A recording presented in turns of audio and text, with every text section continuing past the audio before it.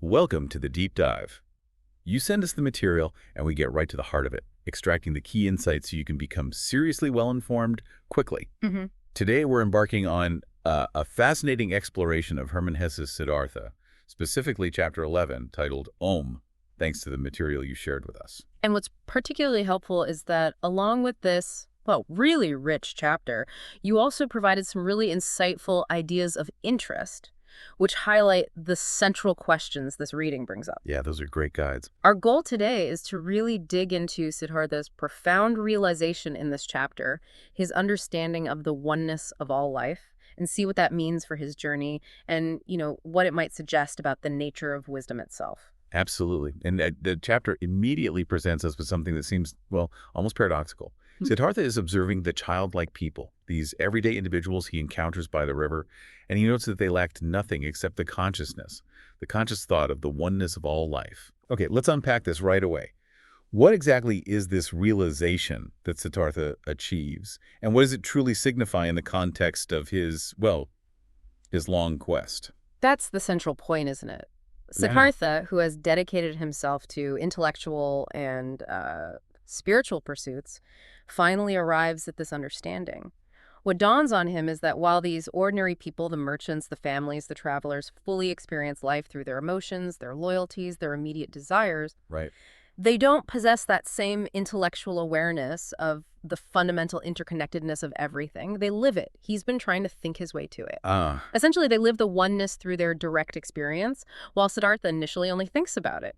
The insight is realizing that the former might hold a deeper truth than the latter, in isolation. which is so compelling because he even recognizes the power within their seemingly blind emotions. Mm. There's that powerful moment where he reflects on the blind love of a mother, the stupid blind pride of a conceited father, Yeah. and the blind wild desire of a young, vain woman. Earlier in his journey, he might have just dismissed these as, I don't know, superficial. Yeah, absolutely. Now, he perceives the presence of Brahman within these very human, sometimes flawed passions. And for our listeners, Brahman in this context refers to the ultimate underlying reality or essence of the universe, the source from which all things emanate. Right, the core essence. Siddhartha's intellectual journey had initially led him to a place of detachment, almost a feeling of superiority, you could say. But his own lived experiences, the joys and sorrows he's encountered, have served as a bridge, moving him from purely intellectual understanding toward a more deeply felt connection. It's not just in his head anymore. And it's fascinating how this leads him to question the very value of his intellectual knowledge. Yeah. He even wonders if this consciousness of the oneness is truly superior, even suggesting it might be a childish idea of the thinking people. Right, he really doubts it. He goes so far as to say that the worldly people are often far superior in their tough, unrelenting performance of what is necessary, comparing their directness to that of animals. It makes you wonder, doesn't it? How often do we maybe overthink things and miss the inherent wisdom in simpler ways of being? That's a crucial turning point in his understanding, definitely.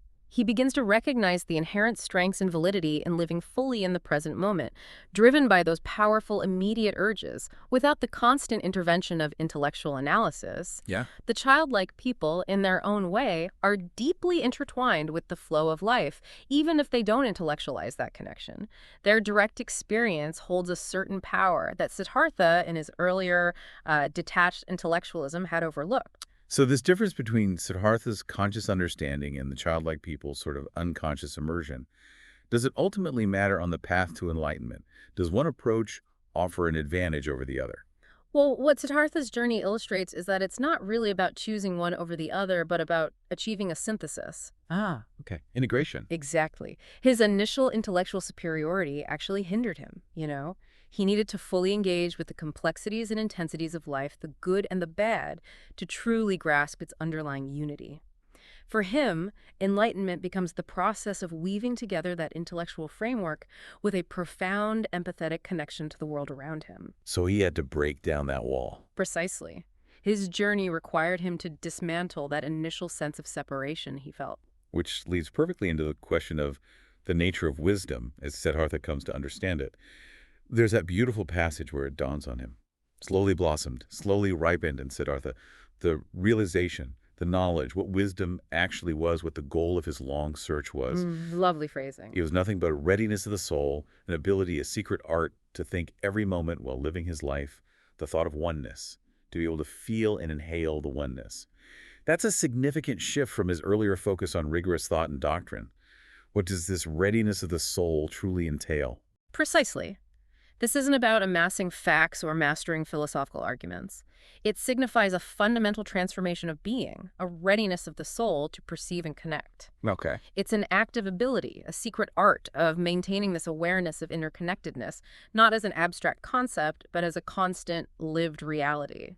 He transitions from merely contemplating oneness to actively experiencing it almost, breathing it in, like the text says. Inhale the oneness. Yeah. This directly echoes Vasudeva's description of enlightenment. Harmony, knowledge of the eternal perfection of the world, smiling, oneness. It's a holistic understanding that engages not just the intellect, but the entirety of his being. So how does that play out day to day for him? Well, it means approaching every interaction, every moment, with an underlying awareness of its connection to the whole. Seeing the bigger picture in the small details, perhaps. Now, let's consider a seemingly contradictory element. Siddhartha promised his father he would return home, yet he hasn't. He also stated he wouldn't disobey his father. Does his path represent a broken promise? It feels like a bit of a philosophical puzzle embedded in his journey. It does indeed, and it highlights the inherent complexities of personal growth and, well, evolving understanding, doesn't it? Yeah. The promise Siddhartha made to his father was likely rooted in the perspective of his younger self, with a different understanding of his own needs and his life's purpose. Right, he was a different person then. Exactly. His ongoing journey, his relentless pursuit of truth and deeper understanding could be interpreted as honoring a more profound desire of his father, the desire for his son's ultimate well-being and fulfillment. Even if the path that fulfillment takes diverges significantly from his father's initial expectations.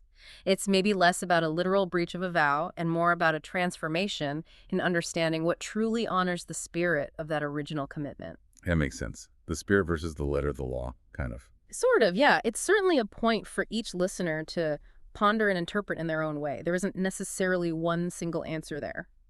Okay, let's delve into the powerful symbolism of the river. How does Siddhartha's act of listening to it and his perception of it as existing outside of linear time, this continuous cycle of flowing and returning, how does this contribute to his enlightenment? The river. It serves as such a profound and multifaceted metaphor for the entirety of existence. When Siddhartha listens deeply, really listens, he transcends the surface sounds and perceives the many voices within its flow. Right, not just water sounds. Exactly. Voices of joy and suffering, good and bad, all interwoven.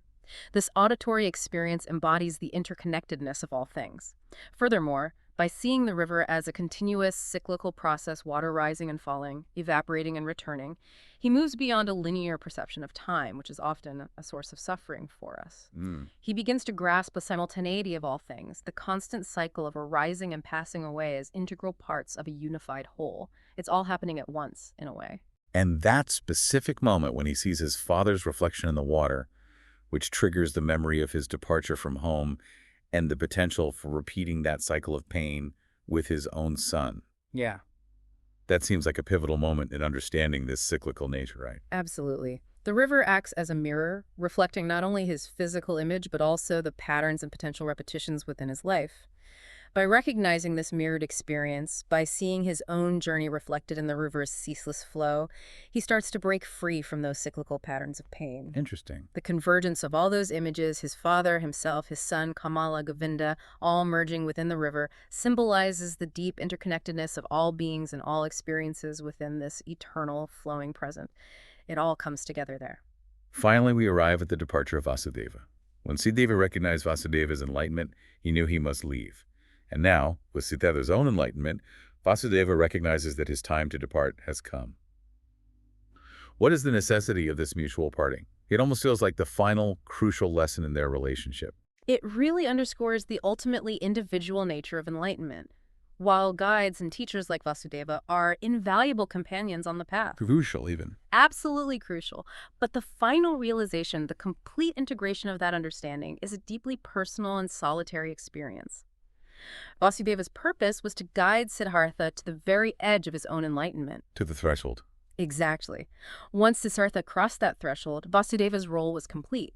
Their shared journey had reached its natural conclusion, and each must now live out their wisdom independently. Mm. Vasudeva's peaceful departure and Siddhartha's joyful acceptance signify the culmination of this stage of Siddhartha's journey and the embracing of his own fully realized understanding. It's not sad, it's appropriate. A necessary step. Mm. So as we emerge from this deep dive into chapter 11 of Siddhartha, it's clear that this section, Om, marks a profound turning point.